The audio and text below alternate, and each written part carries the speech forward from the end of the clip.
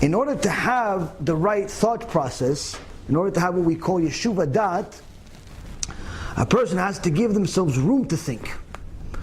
Now, many times people fall for the Yetzer Hara's trap of doing things that distorts their thinking, whether it's by drinking or drugs and things of that nature, not realizing how horrible it is. Many times people go to Beit Knesset, and let's say on Shabbat, and on Suda Shlishit, they'll have a few drinks, thinking, oh, it's a mitzvah, it's Suda, right? You could have the drink, but you can't go pray after. Someone just asked me today, or yesterday. He said, listen, we went to shul, and everything was good, we had Suda Shlishit, but all of us had some vodka, a celebration, and then went to pray. Is that okay? According to Halakha, no. If any one of you felt anything after you had those drinks, you're forbidden from praying. Hashem killed 2 of Aaron's sons for that. Now if you had a drink and you didn't feel anything, okay, then you're allowed to pray, no problem. But the second you felt something, you started getting warm, you started getting buzzed, not allowed to pray. You have to wait for the feeling to go away. Yeah, but then I'll miss minyan. It's better to miss minyan to get death penalty from heaven. It's cheaper. Cheaper, it doesn't require a casket. And the reality is that people do a lot of things because they don't think. They think, what? It's Suda Shlishit, therefore I can drink. Yes, you can drink, but you can't go pray if you still have the feelings of the drink. Same thing goes with people that use different medicine for pain. Baruch Hashem, I'm an expert in pain. I have about 16 years of my track record of having pain every single day. I'm very good with pain. I know a lot about it. I wish I knew as much Torah as I know about pain. Many times people give in to their pain because it's very difficult to be logical, rational, and patient when you're in pain. I know that. And many times you are desperate. You just do whatever you can. So one of the things that works for a lot of people is marijuana, cannabis. Now, and people think, listen, since it's a plant, therefore it's allowed. It's a plant. So it's poison. That's a plant. Therefore that's allowed too. Cocaine's a plant also. Is that allowed also? What? Is just because something, where do you think everything else comes from? From Mars? Everything is a plant. Everything comes from something. Nothing comes from nowhere. People use this irrational, idiotic excuse because it's a plant, therefore it's allowed. It's everything is a plant or something that comes from the world. Nothing comes from outer space. So that doesn't make it allowed. But can you use cannabis for pain?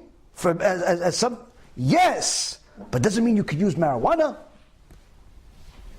Meaning, you can use the chemicals in it, the CBD in it, that could help your pain, so long as it, because that helps. There's no question about it. It helps you, use it.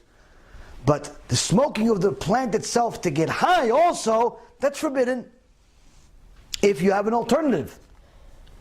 Same thing goes with painkillers. Let's say you have pain and you want to use painkillers. Now, if there is no alternative for you, let's say there's 2 possibilities or 5 possibilities. One is the painkiller that's, let's say, prescribed, but it also makes you high. And then there's 4 other ones that don't make you high. You have to try the other 4 to see if they work for you because they don't make you high. But if they don't make you high but they also don't solve your pain problem, then obviously they don't work. Throw them in the garbage. If the only thing that works also makes you high, then you're allowed to use it. But if there is an alternative that doesn't make you high, you have to use that. Why? Because to be high is not something that you're supposed to want. Because the King of Kings is next to you. You're going to be high next to him? To give you an understanding of what a right ideology is in practice, Rav Yaakov Kamenetsky, Alav Shalom, he, in his later part of his life, suffered enormously. And one time, the doctor told him, listen, Kvod Rav, you're suffering a lot. Let me give you this pill, and the pain will go away. 1 pill, and you're fine. Rav Kamenetsky said, okay, he took the pill, and it worked. The next day, they wanted to give him the pills, he didn't want to take it again. So the doctor called him. He said, K'vod Rav, what happened? I thought it worked. He goes, you're right, it worked. I had no pain. So how come you don't want to take it again? You're still suffering right now. Because yeah, I'm suffering a lot. So why don't you take the painkiller? Why don't you take this pill? He says, because that pill, although it helped my pain, it made me foggy in my mind. And I couldn't have Yeshuva dat. I couldn't have a clear mind. And if I don't have a clear mind, I'm better off dead. Because when you don't have a clear mind, there's nothing that distinguishes you from an animal. Because all the animal has is imagination. What you have is imagination and intellect.